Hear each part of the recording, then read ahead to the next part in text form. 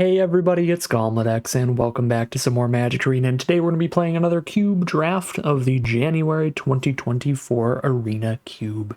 Without further ado, let's get into our Pack 1, Pick 1.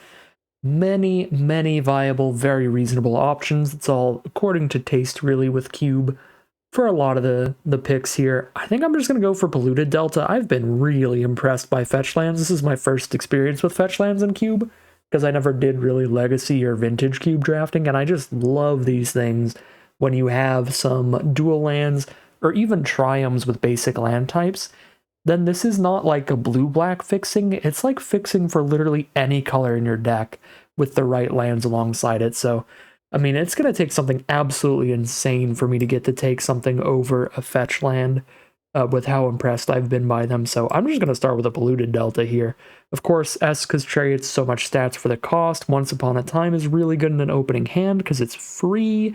Luminarch Aspirant is super powerful, super quick for aggro decks. Tireless Tracker's great value. Probably do that for the first couple picks. I'll just like list off a bunch of incredible cards, but I need to stop doing that in Cube because I'd have to list every card in every pack, really. Pack 1, pick number 2. Now we've got a fetchable land with Blood Crypt. We can get that off the Delta, turning this into Grixis mana, blue, black, or red. Or we could take like a Midnight Clock, which is a mana rock that can also be a win condition really in more controlling decks, because you draw a fresh hand to 7, and you probably win the game from there. There's a narrow board wipe with Gix's Command, and just a full-on board wipe with Realm Cloak Giant. Both of those are 5 mana. There's quite a big difference between 4 mana board wipes and 5 mana board wipes, and there's plenty of good 4 mana board wipes like Languish and Wrath of God in the cube, so I don't think I'm on one of these wipes. Honestly, I don't mind just taking the fetchable land here.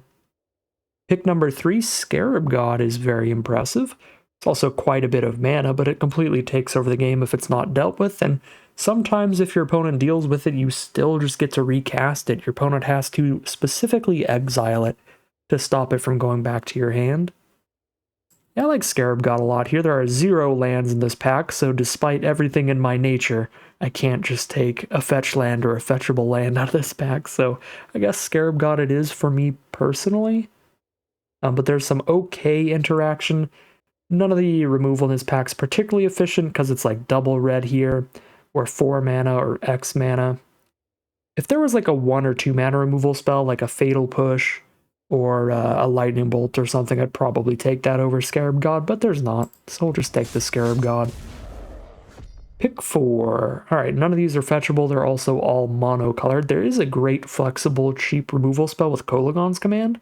Pretty much always 2 for 1 value as well, which is quite nice. I like that. Pretty good with the lands we have right now, pushing towards Grixis. Praise the God Pharaoh here in Nicol Bolas's colors. Let's do it. Grab Kolaghan's Command here. Pick number 5, Bloodstained Mire. You cannot stop me. Flames of the Firebrand is close to stopping me. And Brazen Borrower. Both of those are great cheap interaction, but we are going to have just perfect Grixis mana here with Grixis fetch lands and a Blood Crypt. It's a really cool place to start. Hopefully nobody else is in Grixis or like a 5-color deck. And if somebody opens up the Nicol Bolas God Pharaoh Planeswalker, we will get to draft that.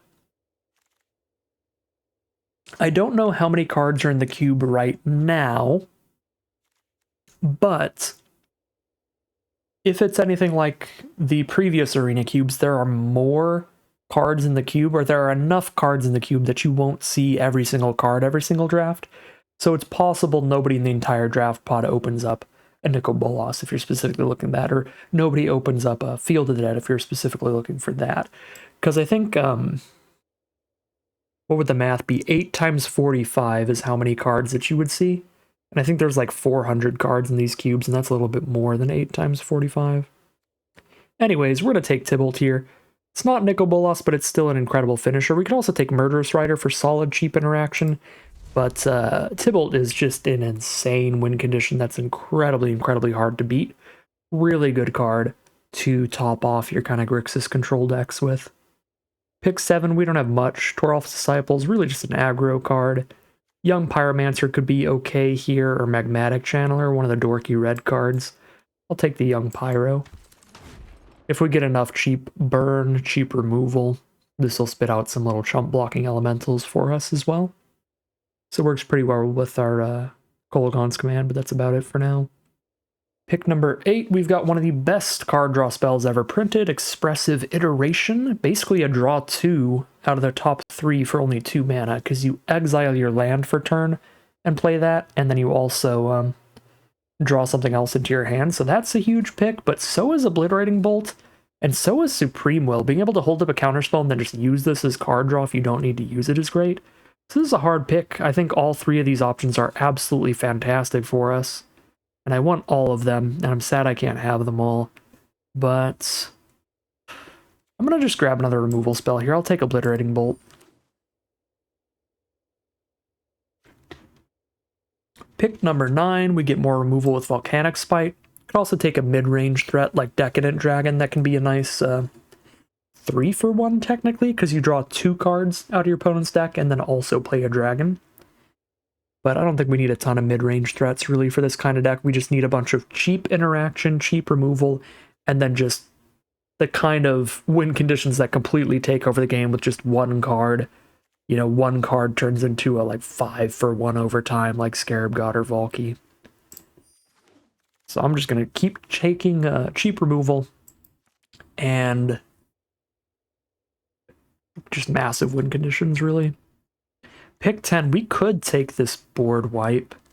Again, each creature with power 2 or less is really narrow, especially by cube standards, but you can also make them sack the biggest creature they have, so I don't know. Vesuvian Mist is pretty solid interaction too, though. You know what, I might take Vesuvian Mist here over the non-fetchable land. It is an alchemy card, which just automatically lowers it a lot in my pick order, but it has been really impressive. Like, it's always that 2-mana bounce if your opponent's really aggressive and you just need to slow them down. And if they are a slow enough deck, you can use this later, bounce their best permanent, and just also draw a copy of their best permanent to your hand, which is nuts. Take the Nahiri's Warcrafting here, which can be a nice little 2-for-1. Removal spell, and then you usually just exile a land to play that next turn. Disallow is fine. Lavamancer is also fine, actually, even in control. But I'll take Disallow here. Get a counterspell into the deck. Morbid Opportunist can be okay if you're clearing out a lot of creatures. It's probably not going to make the cut, but maybe. Burn Down the House. This is a better board wipe than the black one. The Gix's thingy-mabob. So we will definitely take that. And I have no idea what Gingerbread is doing in the cube in the first place, if I'm being entirely honest. So I don't know about that one. Alright, pack 2, pick 1. Snapcaster Mage is incredible. It turns your graveyard into a second hand. The card is super flexible late in the game, because by the time you cast it, you've probably already cast an Obliterating Bolt and a Disallow or something, and now Snapcaster Mage is a counterspell or a removal spell, sometimes maybe even a board wipe. I really like Snapcaster Mage. I'm going to take it over the Lightning Strike and the Strangle, which are also really high picks. Again, cheap interaction and massive win conditions. That's what it's all about here. And fixing, but neither of these are fixing for Grixis.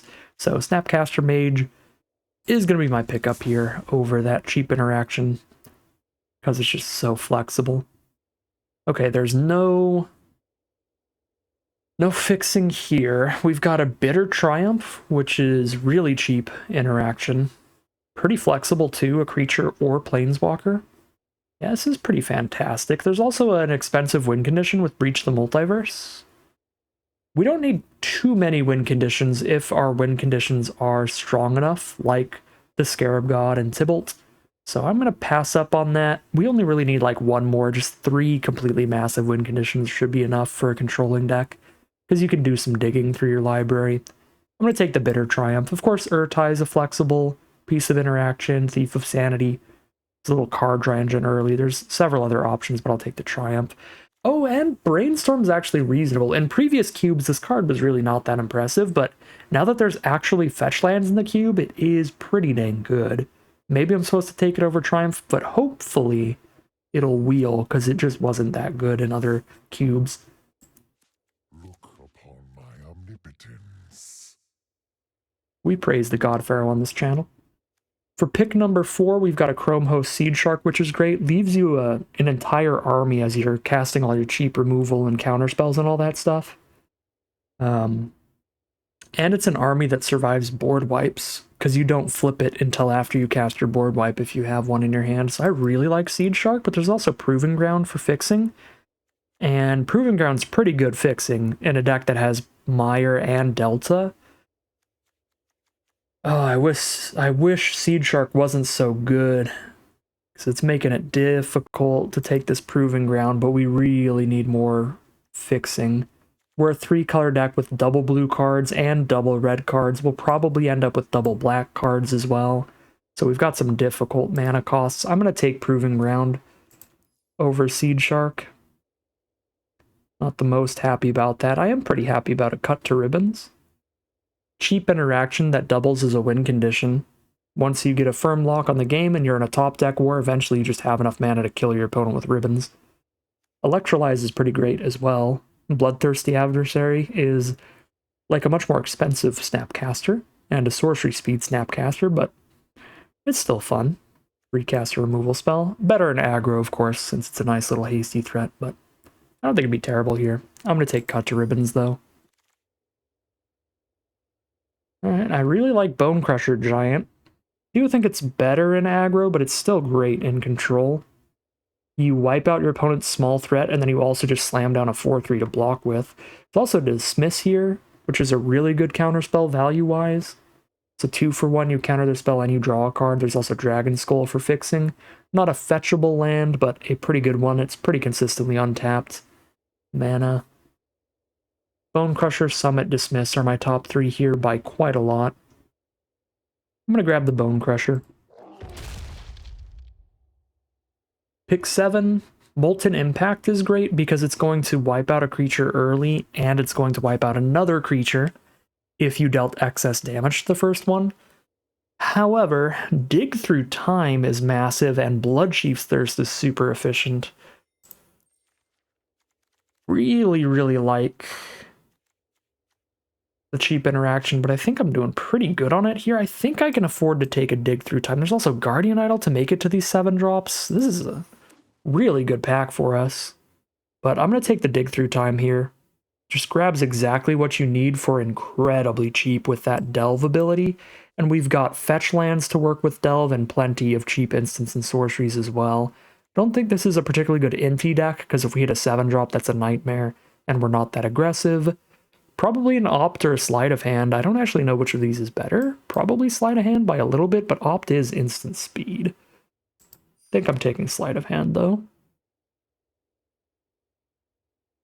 But that's a great little piece of card draw.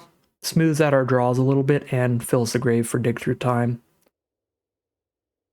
I don't think I actually care about anything in this pack, but maybe Jetmir's Garden. It's fetchable if we end up randomly needing it. Dragon Master Outcast is like another 7-drop win condition. Kind of like a 6-drop. You need 6 lands for it, but it is a win con. 2 to each creature, planeswalker, and battle. So it's a miniature board wipe.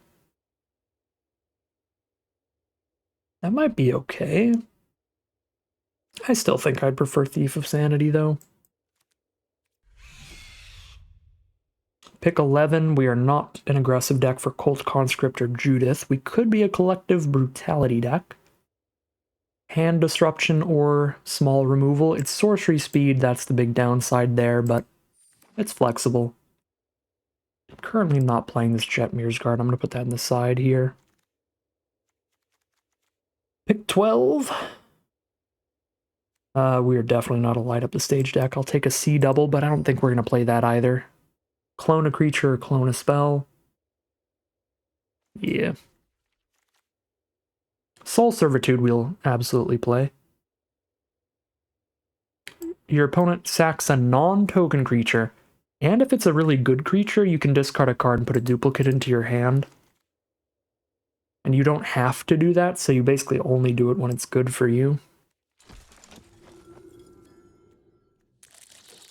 Pretty solid alchemy card. Alright, we've got no Grixis fixing.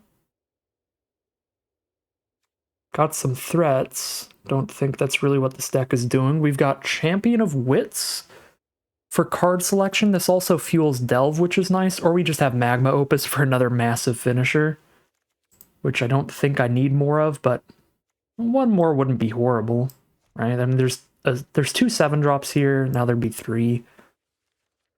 Kind of a lot, but we've got tons of cheap spells. I think we can afford to have 3 massive finishers. This is the funnest card in the pack for sure.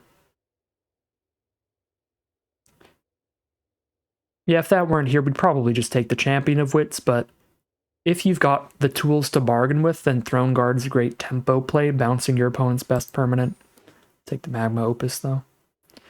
Pack 3, pick 2. Here's a fetchable blue-black land. We probably have to take that. Chandra is very good, but it would also be our 4th 6-mana plus kind of win con in this deck now. Treasure Cruise is also really good. Wow, this is an excellent pack. I gotta get fixing, I think. I'm taking the Watery Grave here. Make sure our mana's nice and consistent. Pack 3, pick 3, we have Exclude and Censor, which are both a little bit narrow. And then Prismari Command, which is pretty flexible, but it's not a ton of damage. Yeah, Command, Censor, and Exclude are all pretty good, but a little narrow, where we could have them at the wrong time and they'd be pretty bad.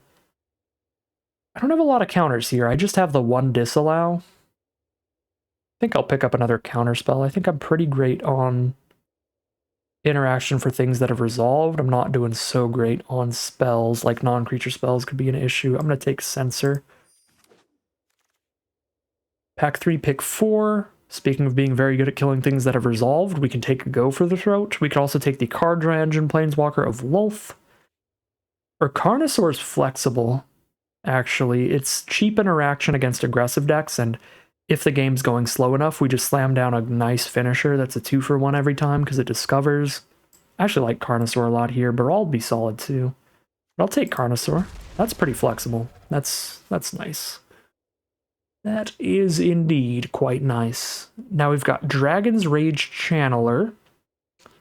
Don't think we want to do Bitter Blossom. Just too scared to shoot myself in the face. Or we could do Pylon here for more interaction. I really like the Surveil off the Pylon too. I'm going to take this. I don't think I'm aggressive enough to go Dragon's Rage Channeler. I like being all in on just bombing our opponent out with one big spell in the endgame, rather than actually beating down early with something like the Channeler. Pack 3, pick 6. Play with fire probably, but Urborg Scavengers is a great little mid-range threat. When it attacks, exile a card from a graveyard, put a counter on it. Gains all the abilities of whatever you've exiled from grave. So, I mean, it's a 3-mana 3/3 that attacks as a 4/4 the first time it attacks. Card's pretty nuts. But I'm looking for interaction still, all day long. We'll take a play with fire. Baral's Expertise is really good at slowing your opponent down. Flooded Strand is an excellent fetch land even for this deck. We can find a Watery Grave off of that. It's like a second Watery Grave at worst. But also Time Warp, which is just awesome. I'm going to take Time Warp here. I can't resist. It's just a fun, really powerful magic card. Obviously, you need to have a Planeswalker or a threat on the board to be super excited about it. Otherwise, you're basically just untapping all your lands and drawing a card. But if you do have a Planeswalker or a threat, the thing is completely insane. Take Collective Defiance here. Maybe Chart a Course. I'll take the Defiance, though. Actually, Worn Power Stone towards these cards could be good. But I think I'm just hoping to, like, control the early game and then just sit there until I hit 7 mana rather than actively trying to ramp my way up. Take more interaction with Thassa's Intervention. Didn't even mention this the first time around, but I actually do think maybe another counterspell is going to be better than the Champion of Wits, so I will take that. That's kind of like a 4-drop. Sulphur Falls or Treasure Cruise. I actually like the Treasure Cruise. I mean, we've got difficult mana costs all over the place here. I'll Sulphur Falls over the Treasure Cruise since we do have a Dig Through Time. If I didn't have a Dig Through Time, I probably would take one big Delve card draw spell. I don't think I'm playing Elder Dragon War, just 2 damage to everything. So Ken's is just going to be a worst mountain, though. It's a mountain that we can't get off of a fetch. Like, I'm never discarding this. This kind of deck. I don't know. Maybe I am. I'll see. I might play it over a mountain. It's just so unlikely we get any value from just making 2 1/1s, but I guess it's 2 chump blocks if nothing else. Knight, that's an aggro card. We'll take the Iconoclast.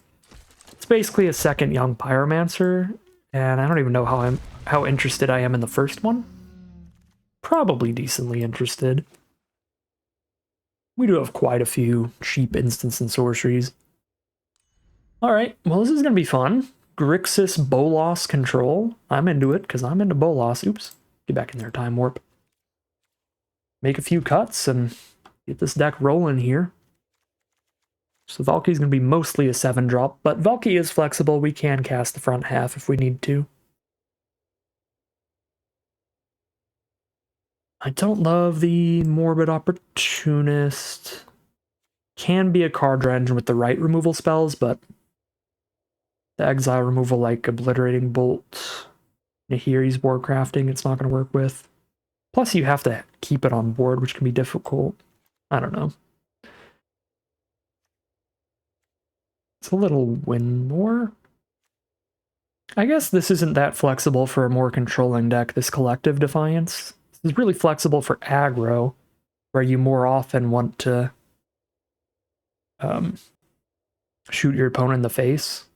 But like in control, this is basically always just going to be 3 mana, 4 damage. We're not really doing anything else with it. So that seems like one of our weakest removal spells, so we probably cut that as well. Collective Brutality, also like -2/-2 for 2 mana at sorcery speed is just not quite making the cut, nor is the discard effect. This is really good in like reanimator decks where you want to escalate and discard a big creature, but we don't have any reanimation. I don't even know if there's any in the cube. Sylvan Mist is kind of like another 4 mana piece of interaction. You know what? I think I'm just going to go all interaction and just not even worry about playing my own little threats. I'm just going to ditch the Pyromancer Iconoclast game plan and just be like, remove everything they do. Drop Tybalt. Remove everything they do. Drop Bolas. And that's the deck, pretty much. Still 3 cuts to go. I mean, I've got Tybalt, Bolas, Opus, Carnosaur to an extent for finishers. We might actually be able to ditch Scarab God here too. It is quite an expensive finisher. Like, you gotta sink at least 9 mana into it before it's particularly impressive, whereas like for 7 mana you kind of just win off of Bolas or Tybalt. No more mana investment after the initial cast. Yeah, I mean, I think it is very good. I just think these other ones are much better. And you're going to have to cut some very good cards in Arena Cube. Might even have to cut Thief of Sanity. Like, we're a controlling deck with a really low creature count, and basically every deck is going to have a good amount of interaction. So I think the odds of this ever sticking are incredibly low, so it kind of just feels like giving them a target for their removal more than anything. Like, it's just going to die and not do anything, whereas at least Bone Crusher, like, does something before we even cast it, you know? Like, we get a removal spell out of it, and then it sits on the board from there. This is an enter the battlefield effect, this has an enter the battlefield effect, and then that's kind of it for the creatures. Maybe we could cut Brawl for the same reason, and that it could just always die to removal, but Brawl is kind of innocuous enough that they might just ignore Brawl. Although I do need to cut 3 cards, so if I'm going to cut anything, yeah, we'll just go like no creatures that don't have an enter the battlefield effect. So part of the power of this deck could be just blanking our opponent's removal spells, where they could have 2 or 3 cards in their hand that just don't do anything. Like if they're sitting with a Play with Fire in hand, then that's just like, maybe they'll get us down to 2 and then that does something, but it's not going to have any creatures to kill or anything like that. Yeah, that might actually be okay. Obviously, if they have something like a Soul Servitude or a Kolagon's Command or a Volcanic Spite, like they're going to be really lacking for targets. So, yeah, that seems fine. Let's make sure the mana base is good. I imagine with this many non-basics, we'll probably be fine even if we go with the auto suggestion. But we'll play it safe here. We need red more than anything else. Followed by blue because we've got double blue spells. And then black really is not that important until very late in the game. There's the one bitter triumph early, the Soul Servitude, the Kolagon's Command, but we only need a single black source for all of those cards. The only thing we need double black for is Ribbons, which is an X mana finisher, so it's a super, super late game card. So, I don't even know if we need any swamps, honestly. So we've got a Watery Grave, Zayator's Proving Ground, and Blood Crypt for black sources. Mire and Delta, our fetch lands, are literally any color because of the shock lands we can find. Bloodstained Mire can find a blue-black source or a black-red source, and so can Polluted Delta. So we can grab whatever duel we need. So we're going to have a lot of sources of each color thanks to the fetches plus shocks combo. And right now we have 6 natural black sources plus the double fetch. So it's like 8 black sources. How is blue and red doing? We can definitely afford to cut a swamp or 2 to up them if we need to. So blue is at 4, 5, 6 natural blue sources with the 2 fetches. So blue's at like the same count as black? That can't possibly be right. So we're at least cutting a swamp for an island here. And then for red we have 1, 2, 3, 4, 5, 6, 7 natural red sources. So now we have 7 red and 7 blue. And then 5 black. So it's a 7-7-5 split, but add 2 to all those counts because the 2 fetches. So it's like 9-9-7. That feels pretty good. 2, 3, 4, 5. Yeah, that's 5 natural black sources. And then that was 7 blue, 7 red. 2, 3, 4, 5, 6, 7. 1, 2, 3, 4, 5, 6, 7. Yeah, looks great to me. We will call it a deck there. All right, here's a look at the final deck list for today, and it's going to be a Grixis control deck. We have tons of cheap interaction in the early game to help stay alive. Cards like Play with Fire, Cut, Obliterating Bolt, Bitter Triumph to use on all of our opponent's early threats. Then once we get to the late game, we're going to be trying to slam down a massive bomb that just wins the game all by itself. We're just trying to survive till we can get to 7 mana for something like Nicol Bolas God Pharaoh, or Tybalt, Cosmic Imposter, maybe slam down a Magma Opus or a Trumpeting Carnosaur as well. So really spicy top end here with a bunch of cheap interaction, and that's pretty much all there is to the deck. Plenty of great fixing to make sure we can hit all 3 of our colors consistently, especially with so many cards in this deck that require 2 mana of their color, like double red cards like Warcrafting, double blue cards like Disallow, all that kind of stuff. So it looks like a pretty sweet deck, and I'm very excited to see how it does. So without further ado, let's head into the gameplay. Here we are on the draw for game 1, so gonna be a little slow here, gonna be behind, but we've got a super solid hand, 2 pieces of cheap interaction, we've got the finisher at the ready. Let's sleight of hand and see what we find. Grab another finisher here with Nicol Bolas. I'm so tempted, but I imagine we're supposed to take Play with Fire because it's actually castable early. You know what I could do? I could take Bolas, and then I have an excuse to just cast Valky early. Then I can see exactly what's going on in their hand. Maybe exile their best creature out of there. Yeah, I'm going to be making the wrong plays with this deck because I cannot get myself to not want to just cast a Nicol Bolas. Alright, so they start with the human for the Love-Struck Beast. We can Volcanic Spite that here.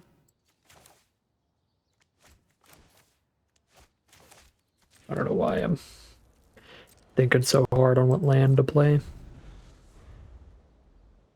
They're basically the same thing. It's so unlikely I'm going to channel the Sokensen because we need to make it all the way to 7 mana. I will take the damage to be able to spite later if we want. They cast something better, but they're probably just casting the 5/5. Yep.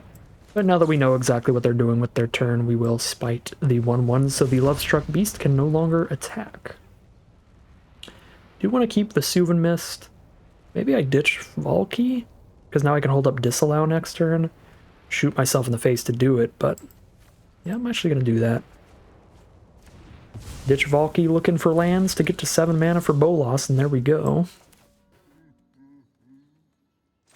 Hold up a Disallow or a 2 mana Vesuvin Mist.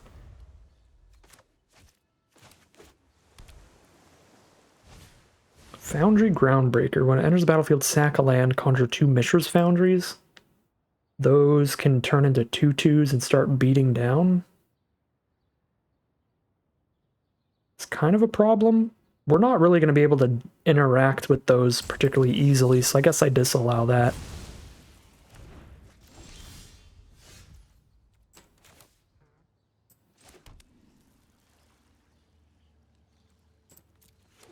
Pay the 2 so that I can kick this Vesuvin Mist and get a copy of whatever they play this turn. So they cast a good 5-drop, I put it in their hand, and I get a copy to cast myself. And that'll be my play next turn. Unless they don't have one. Oh, they don't have one. So they just play a Gilded Goose, and then I shot myself in the face for nothing. Woo, let's go.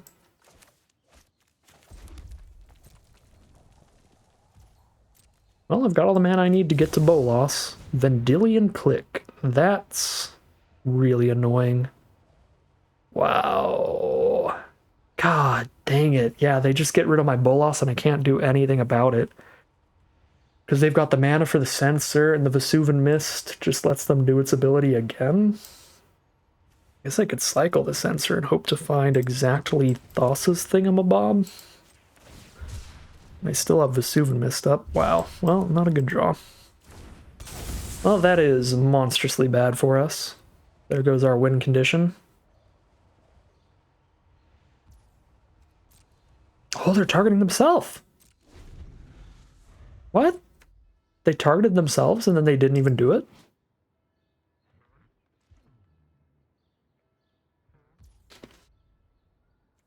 Well, we take those. I don't think I can afford to bounce that, though, because then I'm just giving them a chance to do it correctly this time.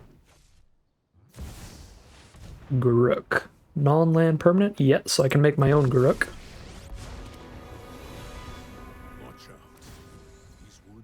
Okay. I have no pity for you.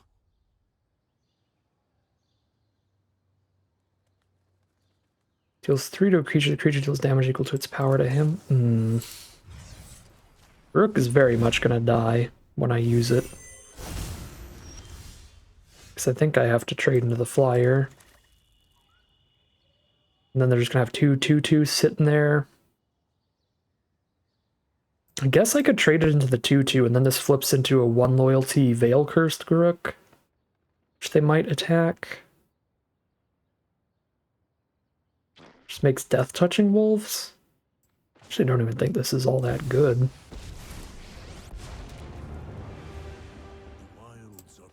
Yeah, it's probably worth it to just kill the flyer, honestly.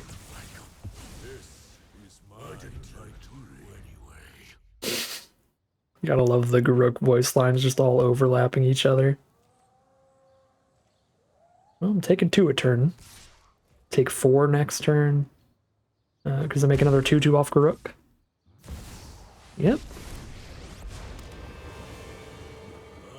So we Bolas. Bolas has enough loyalty to definitely not die. Bolas is going to be at 8. These draws are not good this game.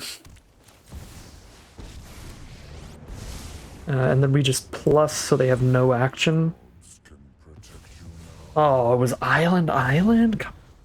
Oh snap, their land can actually kill Bolas. Not anymore. We get to Bolas for 1 more turn. We would have lost the game on the spot if they activated the Vine Stalk and attacked, but it looks like we both forgot about that thing. That would make Vinestock's a 5/5 and it makes one of their other creatures a 3/3, so it would just insta-kill Bolas on the attacks. I think that would have been way better than just casting an Uro there. So we are so happy Bolas is still around for a turn here. We have a chance to cast something for free from their deck and keep soaking up more damage with Bolas, honestly. Oh, these draws. Well, I mean, what are you gonna do?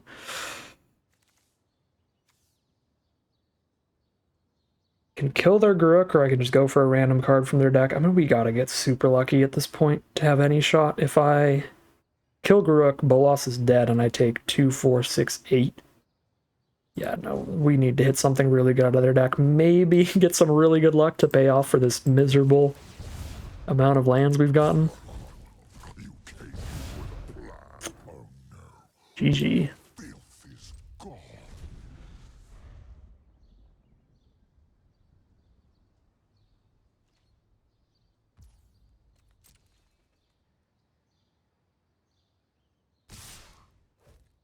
Send a message, attack with everybody, including the goose. Adorable.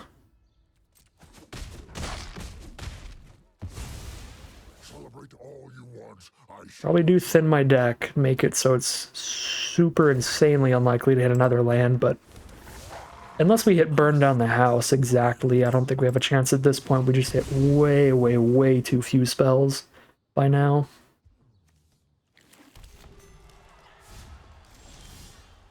Well, shuffle Tybalt back. It's a thing. Because that top card of each player's library, we can cast them. I do have to pay the mana costs, so I'd need to hit a 2 mana spell here. That's a tiny, tiny shot. Was it better to exile Lotus Cobra and cast it against them? No, because then Tybalt's super dead. Tybalt is super dead either way, though. But Tybalt's thing is an emblem, so if I plus that I draw 2 cards I can cast later, and they need to send a lot more creatures at Tybalt to kill him. Moldrift or Carnosaur? Well, I mean, Tybalt is very dead, but those are live draws.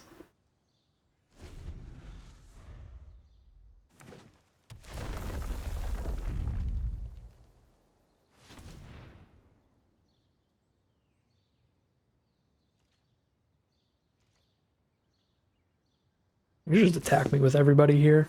Actually, we're dead on board to their land, but we saw several turns ago they just forgot it exists, so. Oh, well. That is super game. You can't really do anything about Coma because it protects itself with Hexproof Indestructible. Oh, it doesn't get Hexproof, never mind.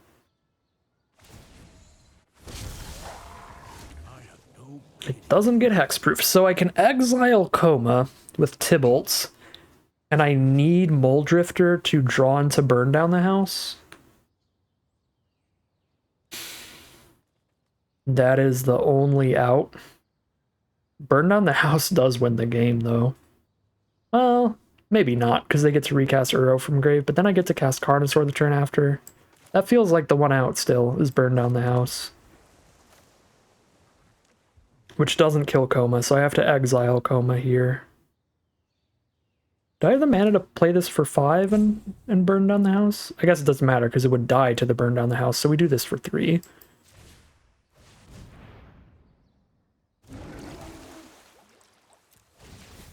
Burn down the house. Burn down the house. Nope.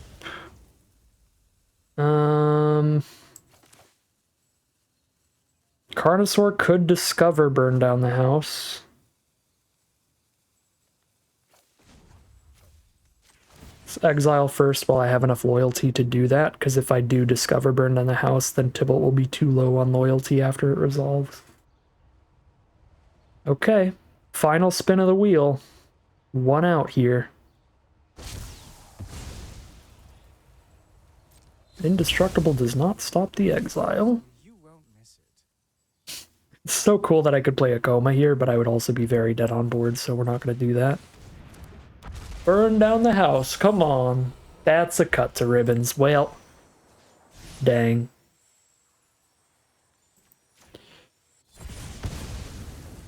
surprised that I got several turns in the end there. Again, we were constantly just dead on board Divine Stock and some stuff like that.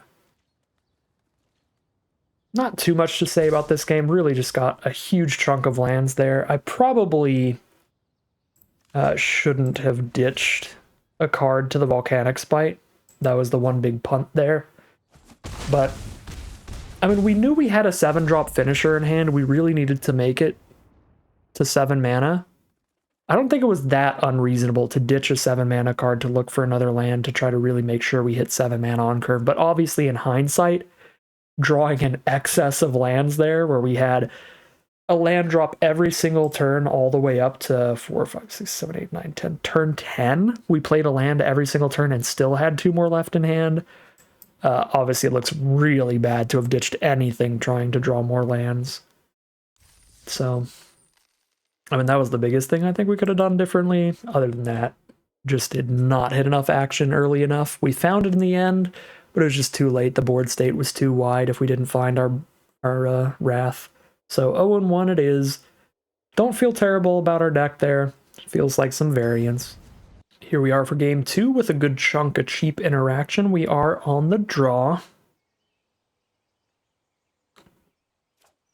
I will keep this.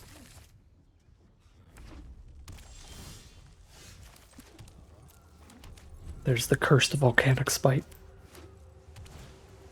Young Pyromancer. I would kind of like to kill that before they do anything else with it. Ditch the 5-drop Time Warp because it's not good with anything in our hand right now. We're going to Time Warp just to draw a card when we get there. There's going to be no creatures on our board, no planeswalkers on our board. Okay. Shoot myself in the face so I get to hold up Kolagon's command and disallow as options.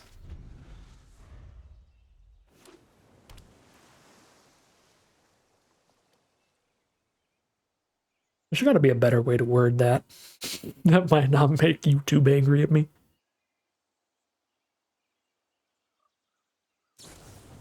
Prismari command. They're going to do a little bit of cycling here and get a treasure. That's fine. That is allowed.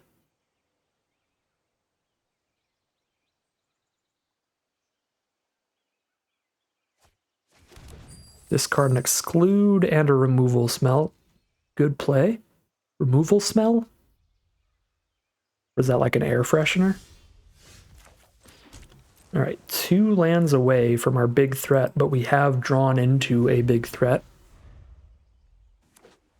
Probably a not great matchup though, because we are against a blue deck. The odds of them having a counterspell at the ready when we try to play one of our like 4 threats in the deck's pretty high. But maybe we can get them to spend it on a Soul Servitude or a Decadent Dragon.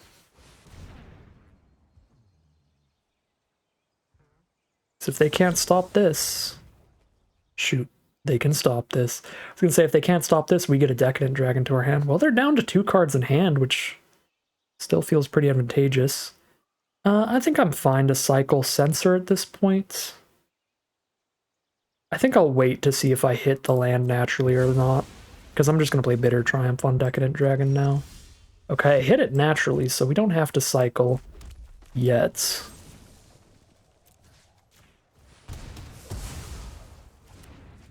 Still one more turn for them to maybe tap out for a 6 mana play or something.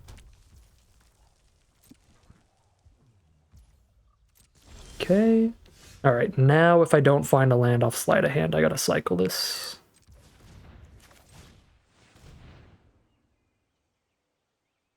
Do find a land. It's over a Burn Down the House, but they're a blue-red deck, so it's probably burn spells and counter spells in hand. I don't think a board wipe's gonna play well here, regardless.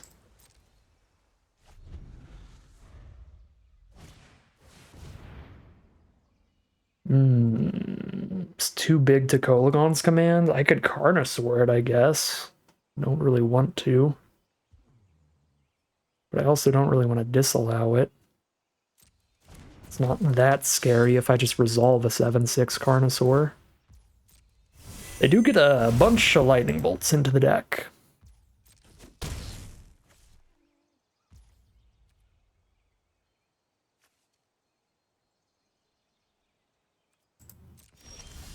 Alright, well. If I do this, they just counter it, though, still. Maybe I actually had to disallow the Disciple, because I can't really afford to cast Carnosaur into double blue from the blue-red. I mean, I guess if it is just a counterspell here, like, then we get to Kologon's command the Carnosaur back to our hand from grave. Might be fine. Yeah, so does Neutralize. Still one last card in there. Spell Spear. Well, now I kind of wish I had the board wipe. Do they have another spell, or are they going to flip the Spell Spear? If they flip the Spell Spear, it's out of reach of Kologon's command, and that's annoying. Yeah. Wow, that did not line up well at all. Like, if they didn't flip Spell Spear, then our Kologon's command would be incredible here. Yeah, now all we have is counter spells. Yep, should have disallowed Disciple. Maybe they would have neutralized the disallow. They probably wouldn't neutralize the disallow. They'd still counter Carnosaur, and we'd still be a little behind once they get the Spell Spear down, but it wouldn't just be like insta-dead like we are now. And of course, now I just wish I had burned down the house. Yeah, that is tragic. That lined up as poorly as possible. I mean, these might have been the slightly incorrect plays, but the odds of them playing out this badly for us are not very high. Just maximum punished.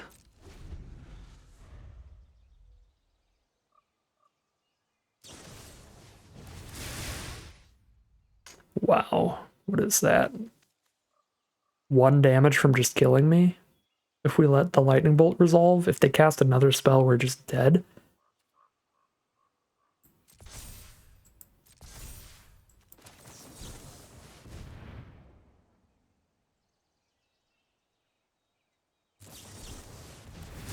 Wow, alright, well, we were not winning. Because they had double counter anyway. Still could have played it out better.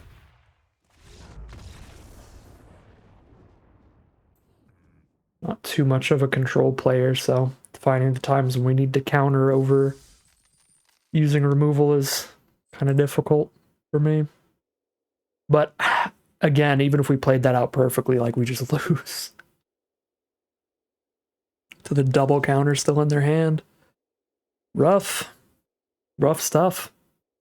I don't think I'm playing it out right, but I also don't think these games are winnable. It's just a locked in 0-2 start for us as we head into game 3. All right, here we are for game number 3. On the play here, definitely looking for mana. I can just get a treasure out of Magma Opus. That might be a thing we're interested in. I could Delta for an untapped blue-black source next turn, so we'll get the locked-in tapped land out of the way.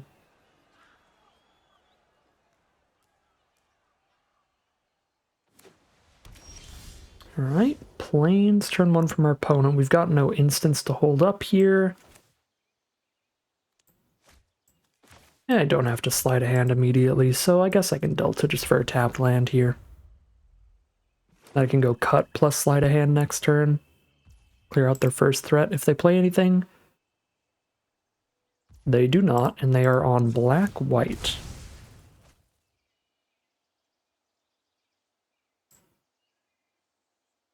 Got a black-red land already. Let's get...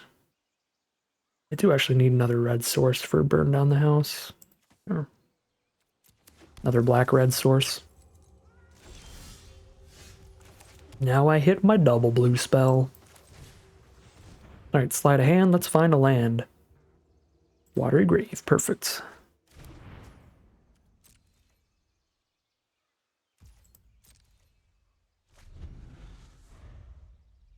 I guess if I do end up discarding Magma Opus just for a treasure, I can flash it back with Snapcaster when I have 10 mana.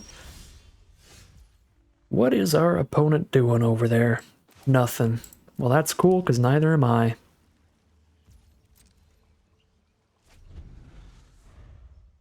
Hopefully we have a better top end than their deck. They look like just a black-white deck, so we probably do, but... What?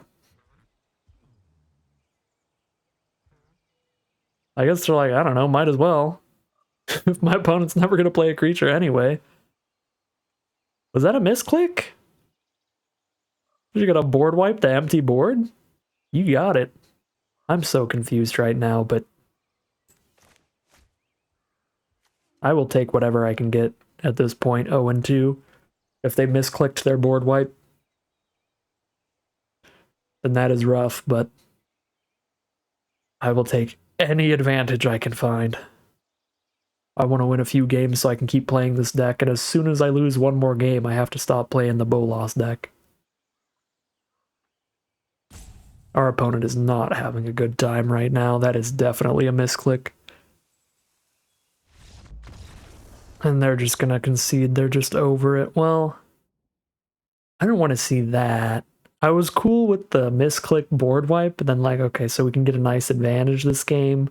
Misclick board wipe and to just concede. That's a little sad. A little sad way to end that one there, but I guess we get at least one victory today. It will not be an 0-3. We are 1-2 now, heading into game number 4. Here we are on the play for game number 4. Probably just have to cycle Censor for mana, but I'll keep this. Barely.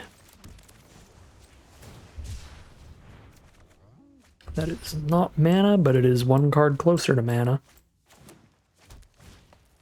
Pelt's Collector. Well, there's a great Bone Crusher target, and there we go. There's our third land. So we get to play the Bone Crusher next turn.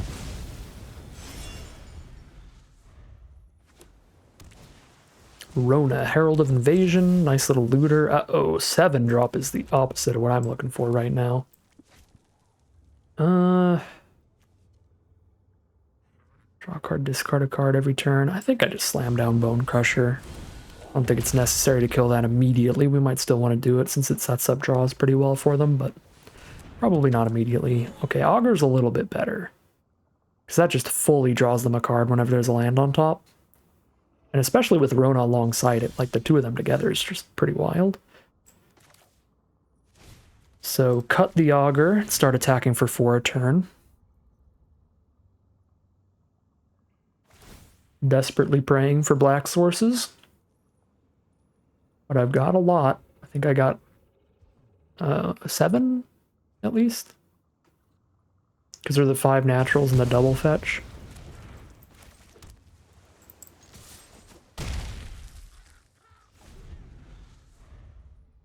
But we've still got 1 removal spell up with the discard effect of Trumpeting Carnosaur.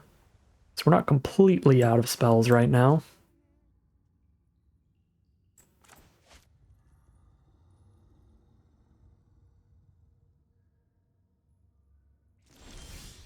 There we go.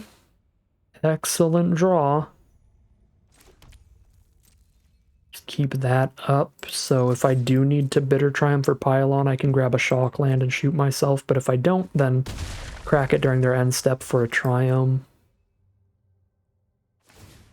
Or a tapped Shock Land. Either is basically the same thing in this deck, since we didn't get the blue-black-red Triumph.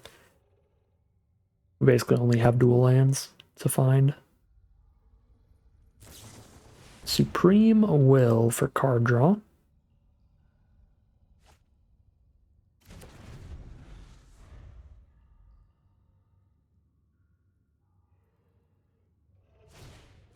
Tireless Tracker. I think even in full control mode, I can't respond until they've already triggered landfall. Yeah, I'm full control. Yeah, they get to draw at least 1 card off that thing. But I could Carnosaur it now. Could also grab the Black Source, then Pylon to surveil into the next land for Bolas. Feels kind of legit. But I can do that all in the end step at this point, since it already got the land value. Search for Azcanta as well, which untaps Rona, so they get a double loot here from that. Sure. I think Tireless Tracker is still better value than Rona by a little bit, but they're both pretty good.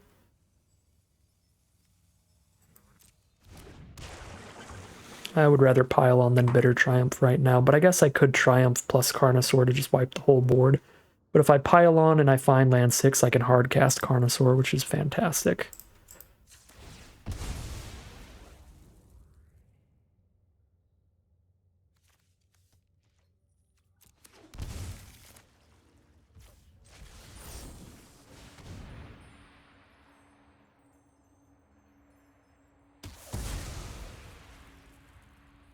Hmm.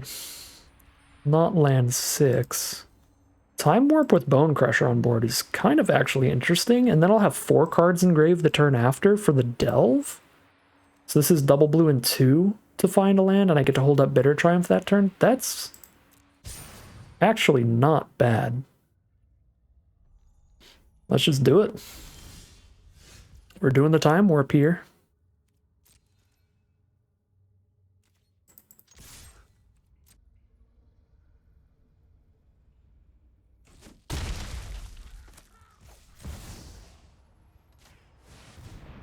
I love that you could misclick and give your opponent an extra turn with this.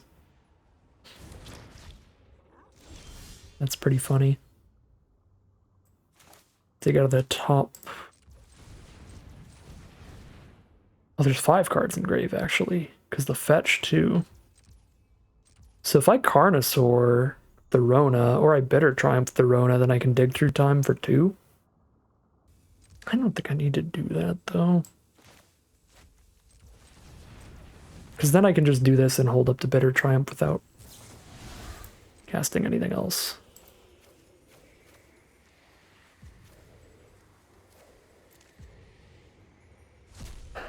And then I have these just in case our opponent has good threats to follow up, and then we can definitely get there. Okay, so we definitely want land 6. Let's get the Delta. It can grab our Blood Crypt. And then, or like Vesuvian Mist here, bounce whatever they do to block and have it as a threat against them. Feels good. Could also just go double land so I get to Bolas.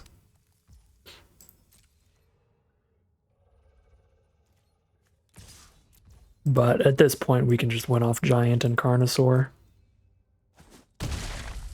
Still no blocks is very, very bold. Go to 4 life, they say. You got it.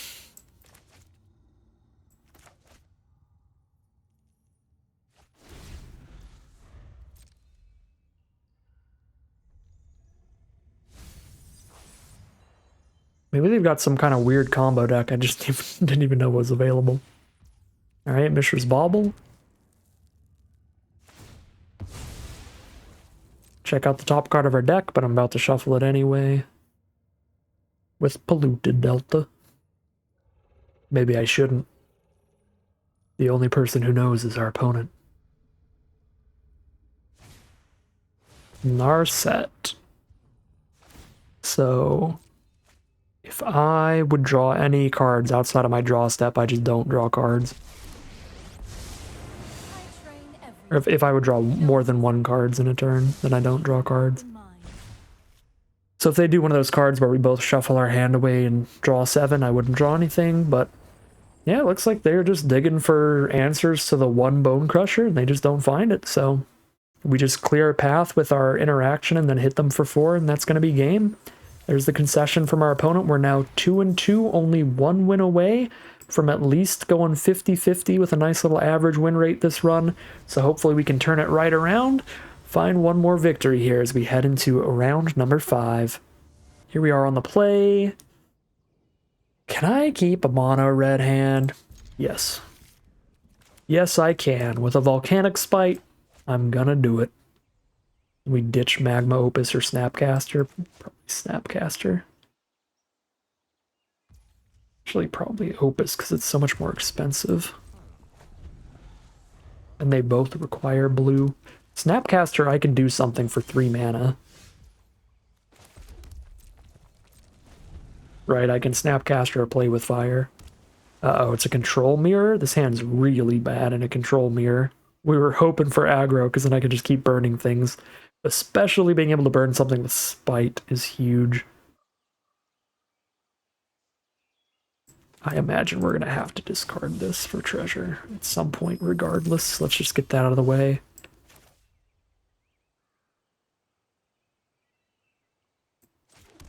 Control mirror, we shoot ourselves.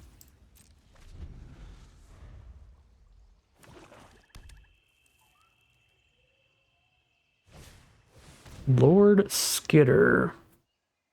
Censor that, because if it resolves... Actually, it's at the beginning of combat that it triggers. If it resolves, though, they exile the Magma Opus and I couldn't Snapcaster it back. Shoot. But I can spite it if it does resolve. I can Snapcaster a Spider, Sensor much quicker. Yeah, we let it resolve and then we spite it, I think. Wait, what? Oh, it's when other rats enter. Okay, so if I spite it pre-combat, we're fine. Cool. And against blue-black, I don't know if Play with Fire is going to have targets, so I'll ditch that here. Looking for mana. Not to the point of discarding Sensor, though. Okay. Bolas is the draw.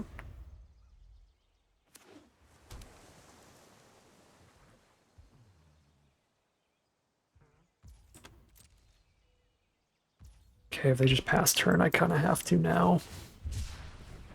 Sorry, Sensor. Oh, that's not mana either. That is 4 mana naturally. I can burn down off the treasure if I need to, but hopefully we can save the treasure to get to Bolas early.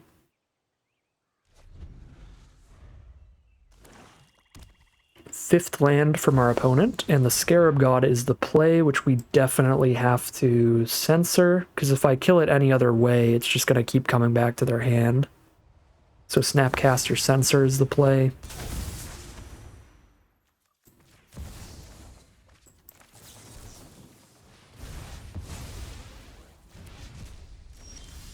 Find a time warp. I'd have to sack my treasure to do that, so I don't actually think that's worth it right now. I have 3 cards engraved for Dig Through Time, so this would be 5 mana next turn. Like, if there's exactly a land on top, it'd be fine, because then I time warp, draw the land, play the land, Dig Through Time. This shoots Planeswalkers, right? Yes, it does. Nobody knows Dominaria's shadows like Mill 2, return a creature from grave to hand, so they're going to put the Scarab God back. Okay. Well, that kind of sucks. I might not have to actually shoot Liliana, though. I could maybe just attack with Snapcaster. Which would be much better. Yeah, they probably have removal for Snapcaster. We'll see. Hopefully not. So I don't have to spend anything to kill Liliana.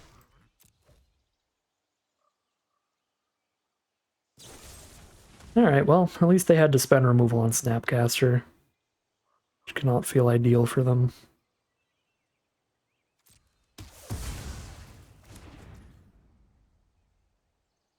Three cards in grave. I think I'm going to time warp here. Find the Mire. That's really good with Dig Through Time. That's 7 mana for Bolas here. While they're tapped out pretty much. 1 blue source. Yeah.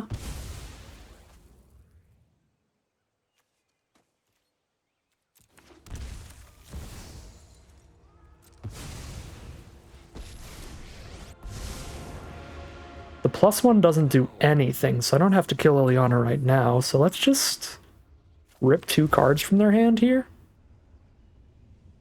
Rip out half their hand. I could spin the wheel, but then like the odds of hitting just like a cut down out of a blue-black deck is pretty high, and that would be miserable. So let's just exile half their hand, get rid of Throne Guard and Bitter Blossom. Bolas is a 3-for-1 at worst here, where we exiled 2 cards from their hand and now they cast removal on Bolas, and if they don't cast removal on Bolas, we just win. Alright, they didn't cast removal on Bolas. Think we're good. Think we're good. The pylon for Scarab God puts it back in their hand at the end step, so I can't exile it from their hand. That'd be so cute if I could pylon, then it pops right back, then I exile it. I can't, though. You know what? I could burn down the house and Bolas would live. That just puts Scarab God back in hand still, though. This card is annoying. I could minus Bolas, that puts Scarab God back in hand. What on earth do I do? Let's just make a bunch of threats, I guess. You came here with a plan. Yeah, that's about what I imagined was going to happen. We find a Censor, which doesn't do anything. Play with fire kills Liliana, that's something. This was boring anyway. So they get to Scarab God back a Flesh Gorger or Snapcaster? But they only get one card. They don't have enough mana to use Scarab God twice. Then I can just burn down the house, kill the Scarab God and the 4/4. Bolas is way more than juicy enough to survive a burn down the house.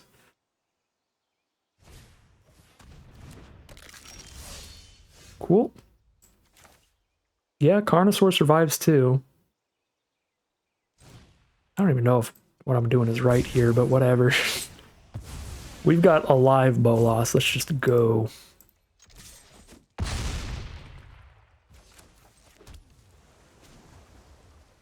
Rip one card from their hand or get a random card. I'm going to get a random card. I'm going to keep doing that at this point, I think.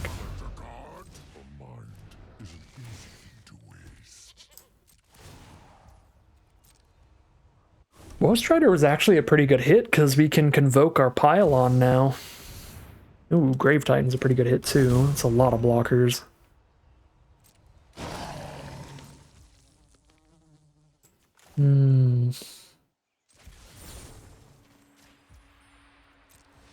Let's surveil and set up our draws. Okay, they're just going to concede. I was going to say, if we hit the right cards, we could lethal them next turn. Because I have 10 damage on board if I clear all the zombies out, so with just a little bit of burn, we might kill them. Because I just need one removal spell to kill a zombie, and then Bolas kills the other zombie, and then we hit for 10. And it looked like our draws were good there. Soul Servitude and Bone Crusher Giant, so I don't think we could lethal that turn, but we could put them to like 1, and Bolas just keeps doing Bolas things. Part of what I love about that card is just like, if you can get there and you can get Bolas down on an empty board, Bolas just wins. Just takes over if you do it on an empty board. So really nice turnarounds here. We go from 0-2 to 3-2. We have stabilized things here. At worst, a nice little average run today. So I'm pretty happy with that. Obviously, the first win was a free win. They just misclicked and it was sad. But the other couple games, we got to do some great stuff with the deck. So happy to balance it out a little bit here, and maybe we'll take it even farther. We'll find out soon enough as we head into round number 6. All right, on the play for game 4. Great cheap interaction with Kolagon's Command and Soul Servitude. Trumpeting Carnosaur works as well, if we need it to. Play Sulfur Falls first, so I could play turn 2 Valky if I want. I don't think I want to, though, because Tybalt is wild. The Iron Crag. Ooh, Kolagon's Command can blow that up. That's pretty sweet. Drop the Bloodstained Mire. Not going to crack it immediately, though, because we might not cast either of these. We're probably casting Kolagon's Command, but maybe not. Okay, a bunch of open mana from our opponent. That's what we see here. Yeah. Blue-red here. I really want to kill that Iron Crag, so... Let's Kolagon's Command the Iron Crag. Worst case scenario, we rip a counterspell out of their hand, which makes Tybalt more likely to resolve later.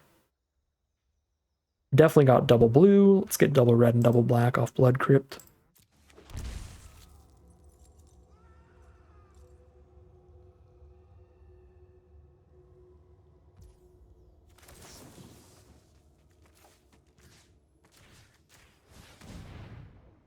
Show me the counter.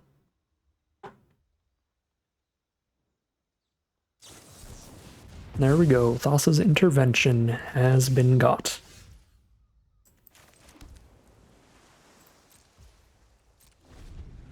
Should be a slow enough game to just go 6-drop, 7-drop. I hate manlands. When you're playing a more controlling deck, these are real good ways for your opponent to kill you. They're just a lot harder to kill than anything else. They don't die in board wipes. They don't die to sorcery speed removal. Could just Snapcaster Iron Crag whenever they tap out. I think I do actually want to wait till they tap mana for that. But I guess, again, worst case scenario, pulling another counter from their hand is decent. Yeah, if I top deck a land and they can't counter Carnosaur because they countered Snapcaster, that's probably pretty good for me. Here we go. They don't counter the Snapcaster. If they end up countering Kolagon's Command, I'm so happy. Because then, like, we've resolved the Snapcaster. Maybe it's because it's Sublime Epiphany here. They want to get the full value, bounce the Snapcaster, counter the command. It would still be better to counter the Snapcaster, though. Alright, well, we hit the land, but it's tapped, so that doesn't really count. As me being super happy. I don't think they have a counter spell. I kind of feel like they would have countered Snapcaster, but I could be wrong.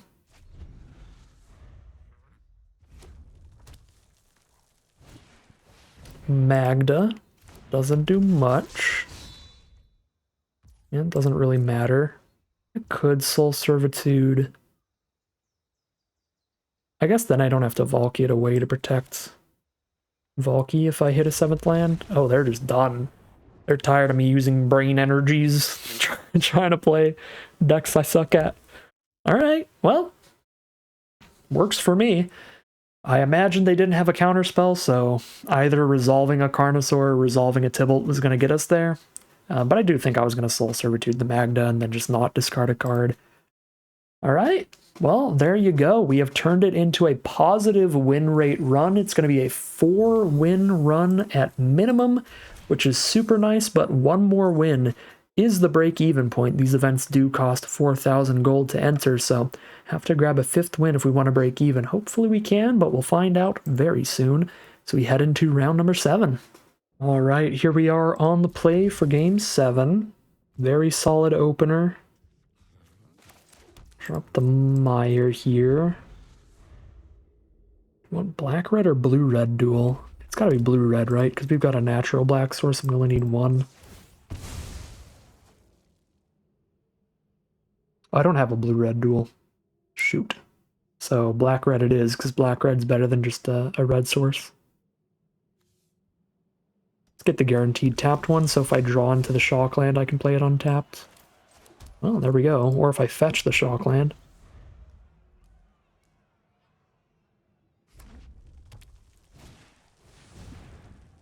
Just going to use Polluted Delta to dig for another red source.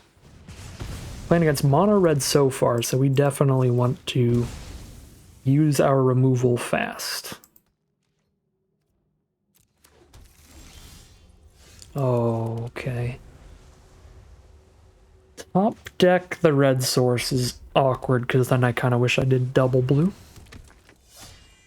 I could Carnosaur that. I do want to save this for 6 mana. I can Vesuvian Mist and kick during my turn, or I can pile on during my turn. I'm going to do one of those. Ooh, or Volcanic Spite? I would rather Volcanic Spite so I can mist and pile on a bigger card. So let's Volcanic Spite the mountain away? No, I'm trying to get to 6 mana. Let's just Volcanic Spite and not ditch anything. I think that was a mistake earlier when I Volcanic Spited away a Tybalt. Sometimes it's okay to just kill a thing with Volcanic Spite. Oh, they're not mono red.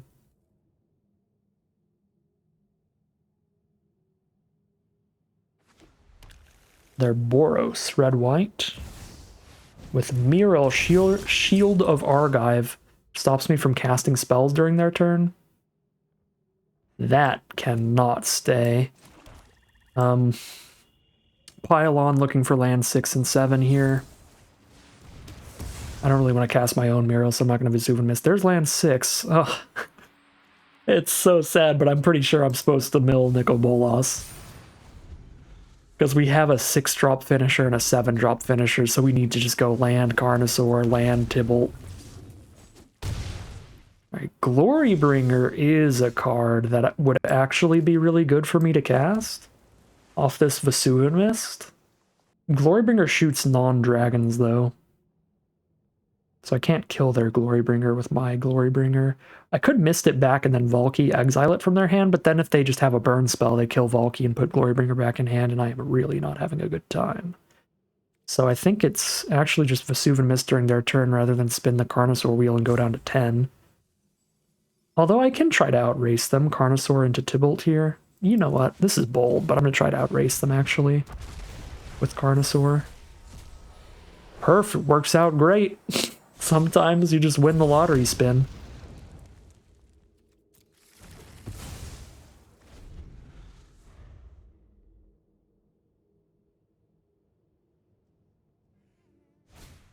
Invasion of Gobakon. They make one of my spells more expensive. That's rude. Well, Valky, you're not happening. I'll tell 9 mana now. Luckily, we still have a winning threat on board.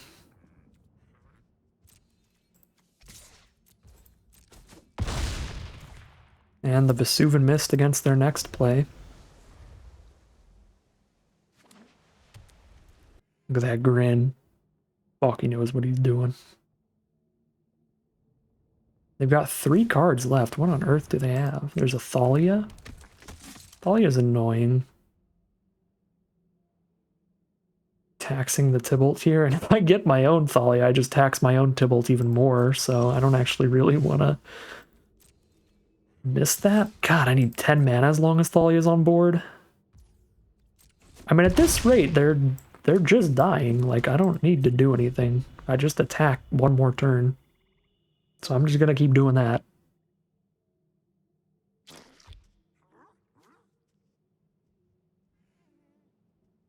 I could miss my own Carnosaur. Actually, that might be the plan. If they find the removal for it, I'm just like, no. Steel Seraph. They're going to try to get lifelink when they go to combat to stick in this game. They'll still be at 7. And then I just missed the Seraph post-combat and they still die? Okay, yeah, they concede. They concede because they know that they're dead, but I don't know what's in their hands, so I'm trying to make sure I'm not playing in a way where they could have an out here. I don't think there's anything for triple red that kills a 7/6. So I think that we're good to just let them hit us with Thalia. If they do, then we bounce the only other blocker they have and kill them. I don't know, really either way there. Anyways, solid showing from our deck once again. We are now 5-2 guaranteed breaking even. Sort of basically in the money here. We get our entire entry fee back and some random rare rewards. So excellent stuff this draft. Nice little 5-win run in a row after the 0-2 start. Feels pretty good to turn things around, but we will have to keep the streak going if we want to get a maximum win run. See if we can keep it up heading into game number 8. Bunch of interaction here. Seems like an okay keep. We are on the draw. Opponents on the play. If they're particularly aggressive, that could be spooky. And they do start with a green-white duel, and then Thalia. Okay, turn 2 Thalia is a control deck's bane. We've got all kinds of 2-mana removal to kill that Thalia, but it costs 3 because it's Thalia. Alright, well, we lose. Thalia into Sentinel. Just get the curve out here. This is a nightmare. I kind of have to kill Sentinel, don't I? Well, I'm basically never going to have time to Thassa's intervention, so I could discard a card instead of shooting myself here to kill it. Yeah, I'll have card advantage in the long game off Carnosaur and stuff. I'm not going to have a lot of breathing room, though. So I'm going to discard a card here. Kill the beefy card.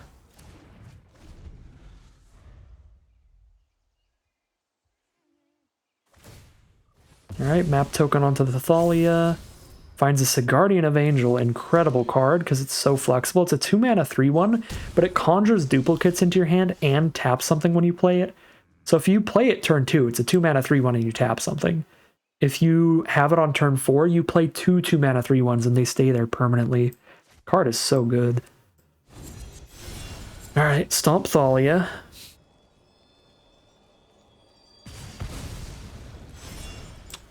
And could shoot myself to cast Sleight of Hand right now. I don't think it's worth it.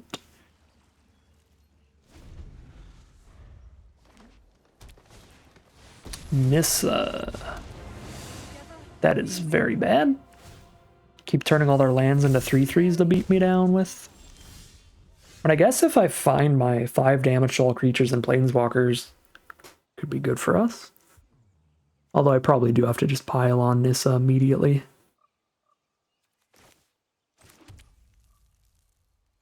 Do need a 6th mana for Carnosaur pretty bad. So crack Bloodstained Mire for a tap land, then pile on and surveil into land 6, or crack Bloodstained Mire for an untapped land, cast pile on, surveil, and sleight of hand after the surveil. I guess I could just get a straight up mountain here, so I don't have to like shock myself, but I can get an untapped land. And then I can pile on, surveil, and sleight of hand to really kind of lock in on getting mana. Forgive me. Well, that's sad. Those mills.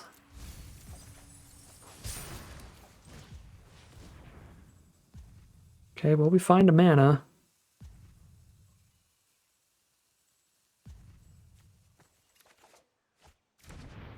So we can cast Carnosaur next turn, and Carnosaur could discover our board wipe. It's also going to be a lot of stats. S, because Chariot is also a lot of stats. Alright, if I don't discover the board wipe, we just lose, because the Sigardian of Angel just taps all our blockers and we die, so we gotta get real lucky on this spin. Even if we do hit the board wipe, our opponent's in a pretty great spot. Well, that wasn't the worst discover in the world, but we are very dead.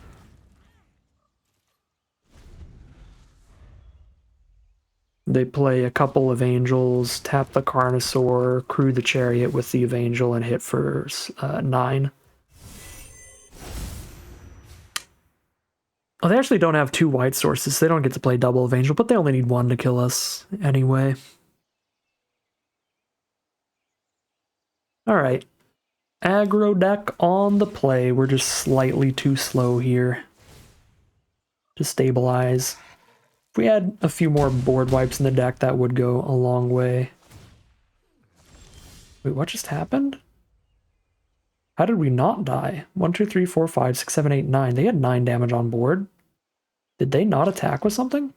I mean, it doesn't matter. I can't block all of this.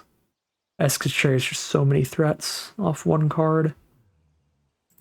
I guess I could still hit the board wipe if I cycle the sensor. Last ditch effort here. I don't know how I'm not dead right now. Maybe I did the math wrong. I don't know why on earth they wouldn't crew with Evangel and then attack all. Oh, it's crew 4! Oh. I hate alchemy so much. I was thinking of the crew 2 version of Chariot. It makes 1 2/2 cat and then they crew it for 2. But this is the original actual version of the card. And because they put the alchemy version into like every cube previously, I was thinking of that one and thinking that it crews for only 2. That's actually really annoying. That I remember the alchemy version of Chariot over the actual Magic the Gathering card, Essica's Chariot.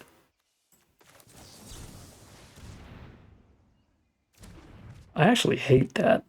That disgusts me. Now I'm feeling all existential. Just stop playing Arena. Go play Paper Magic.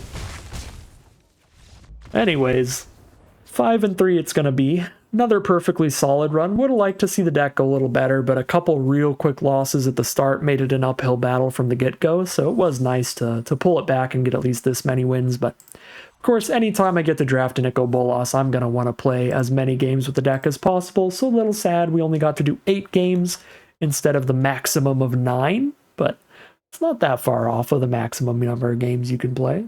We'll take it. Yeah, fun deck, cool deck, just a bunch of cheap removal, some really good finisher threats. I think the only thing really stopping this deck from being kind of perfect and being a potential 7 winner is maybe if I played better. There's always that, but board wipes. We are low on board wipes, just the burn down the house.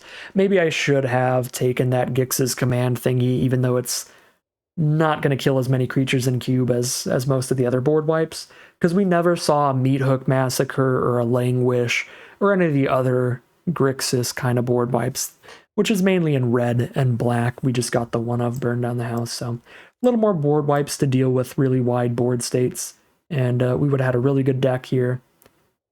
Near perfect deck, but I think the deck was still great. Tons of cheap interaction, worked great with all the delve, worked great with Snapcaster. The fetch lands are still really impressive to me every time I play them. Those were phenomenal here again, pulling out all these fetchable lands, fixing the mana as well as fueling delve. Very fun, very strong deck, and we are going to be 5-3, grabbing our 4,000 gold and a few random rare rewards.